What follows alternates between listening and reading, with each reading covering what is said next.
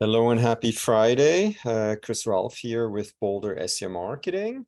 Hello, my name is Daniel. I run operations here at Boulder SEO Marketing. Cool. Daniel, today we're going to tackle a pretty intense topic called EAT.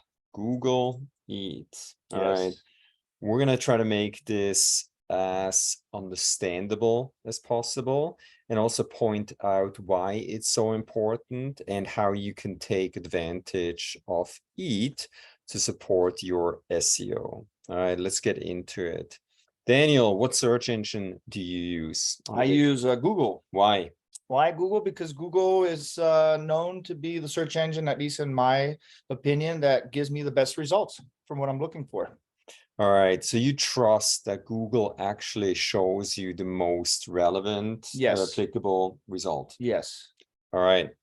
So, did you know that Google actually has a fleet of testers out there that they take a look at the search results and then evaluate them to make sure that Google is actually showing the top results at the No, and that came as a surprise to me because I always thought that Google was an algorithm, which was a computer program that decided which websites get listed and which don't. So I had no idea that actual people are there looking at results and helping with that decision. So no, that came as a surprise. All right, so let's talk about that and how this ties into EAT. Okay, and all the links, the pages that we're going to show you here today, you can find them below in the description of this YouTube video.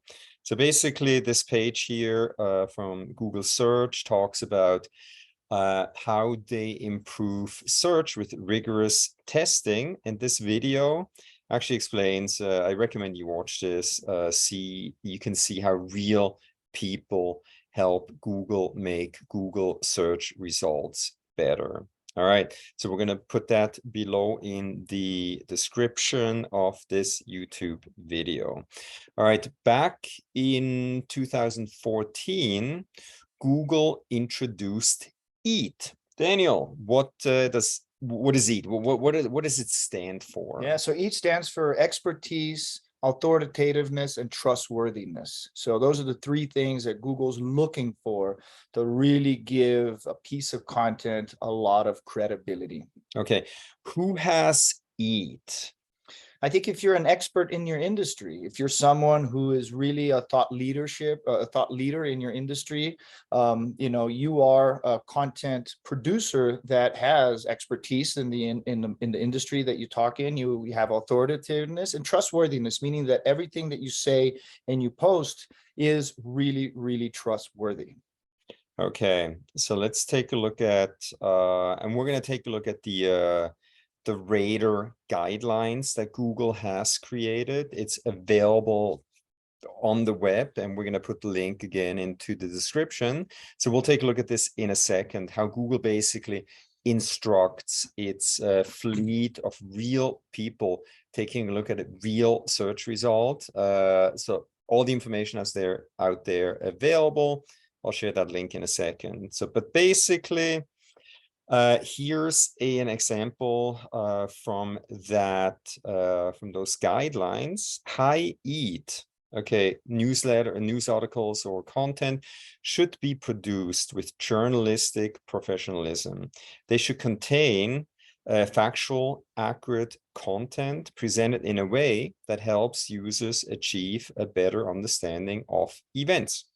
High EAT news sources typically have published established editorial policies and robust review processes. Correct. Okay, and we'll dissect this sentence here in a little bit, but basically let's head over to these rater guidelines. I would, if you want to read this piece, I would start right here. 3.2 on page 22 basically explains what it is, why it's so important for these raters to evaluate search results against EAT, or basically make sure that the results that show up at the top in Google have enough EAT, right? So there's a lot of content here. I went through this whole guide. It's many pages. but really interesting, at least for me as an SEO geek, right? An expert. We need to know everything there is to know. So I do recommend you read this, at least this section here. All right, Daniel, what happened June 2021 to our website? We got hit by an algorithm update and it was scary. Why did we get hit? Well, because we were focused so much on our clients' websites that we actually didn't pay too much attention to our own. And then one day when the phone stopped ringing, we're like, what's going on? And then we went to look at, and then we realized that we hadn't really put too much love into our own websites in terms of creating new content. Yeah. So we basically were so busy helping other companies, completely neglected our own website, right? And, you know, if you do that for 2-3 years, Google will catch up with you. All right. So we lost about 80% of our organic search traffic. Google unleashed a lot of algorithm updates during that time. So there are a lot of fires burning, right, that we had to put out. We basically took the time to go back to the SEO drawing board, and we created what we call the SEO Strategy Framework. I'm going to make this a little bit smaller here, but basically we had to think about, you know, how is search working? What is Google looking for? I'm not going to bore you with going through this whole thing. We're just going to take a look at the EAT section, how it's relevant to any business to get better rankings in the Google search results. All right. So let's dissect this a little bit. So it's a lot of off-page SEO, but also on-page SEO, meaning that we can do certain things on our website as it relates to EAT, but a lot of it happens sort of like outside of our own website, right? Yes. For example, you know, I speak a lot globally. That creates our EAT profile, and I'll show you an example here in a second. All right, Daniel, let's talk about expertise. All right, so we created this mind map sorter. You know, are we in control? Yes, no, some. Daniel, having a Wikipedia page, is that good for your EAT? It's outstanding for your EAT. But the flip side of that is that it's not very easy to get a Wikipedia set up. But if you can, if you're a company that you qualify for one, it's highly recommended that you go through the process of creating a Wikipedia page. Yeah. And by the way, we do not even attempt to do this for our clients. It's not what we do.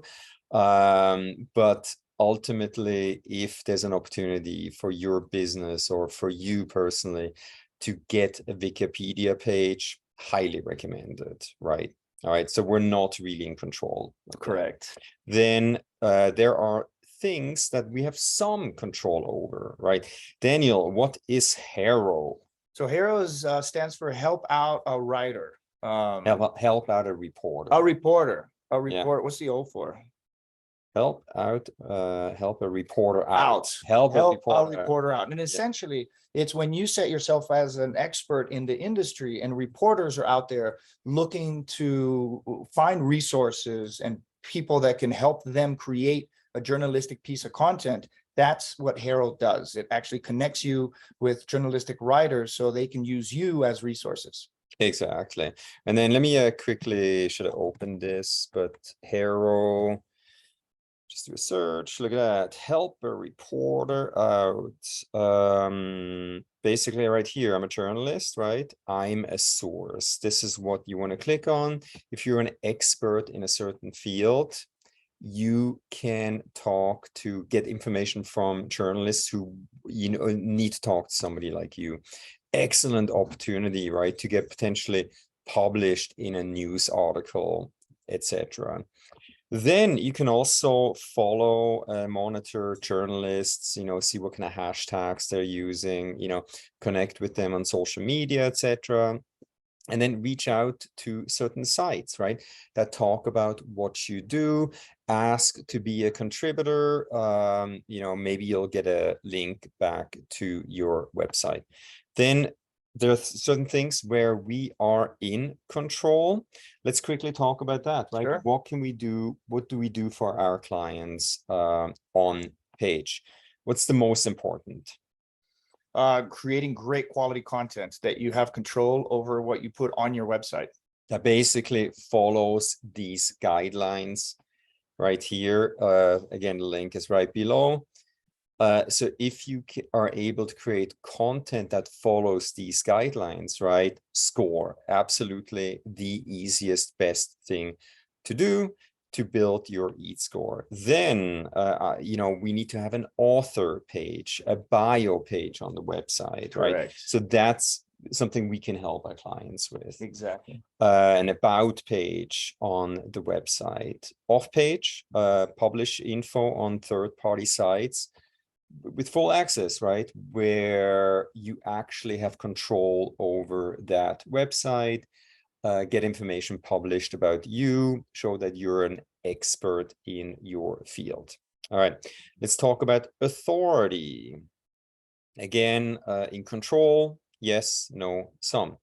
Right, there's a lot of events going on again after COVID. We're going back to in-person events. You're not going to be able to know about all of these events, so that's sort of like out of your control, right? But then in control, or like some, let's take a look in control. You know, your own webinars. We do webinars, educational webinars, Absolutely. right? We do the Friday SEO tip like this one. You can do expert interviews with other people from your industry, you know, publish it on your website. We also do that, where I talk to interesting professionals from our industry. You can host workshops, etc., right? And then some control, call for speakers, guest authors. You're going to have to find those opportunities. Maybe they find you. That's an incredible opportunity to get published on other websites. Luckily, people know me now in this industry, so they reach out to me, and I happily, you know, do an interview, write a guest article for their website. All right, trustworthiness.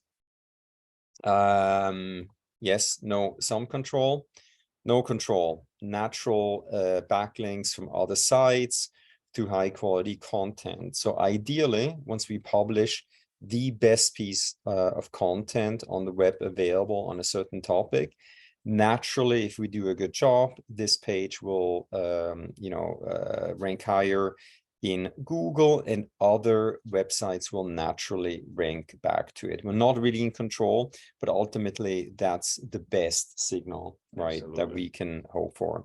Then some control, other backlink strategies. We're going to do more Friday SEO tips, especially on backlink opportunities, but we definitely have some control over of, you know, backlink strategies. And then control high quality directories where, you know, we can pay to get into a directory, or we can, let's say, claim some directories, create an account, and then fill out the section about our website and basically get a backlink to our website this way. So this is sort of like a very simplified version of how we can build our EAT score. We sort of like rely on our clients to help us with this, right? We cannot just establish them as the expert in their field. So this is something where we go back and forth. We can educate our clients on the importance of EAT and how to do it. But it's, you know, it's one of the best SEO strategies, but also one of the most intensive SEO strategies. Right. Yeah, no, absolutely. And one of the reasons we're talking about this today is because we had one of our clients ask us, how do we put more EAT into the website? And the answer is really, you know, there's very little that you have control over on the website. Really, the way to increase the EAT are all of these things that you do outside the website in terms of content, but it's also the content creator.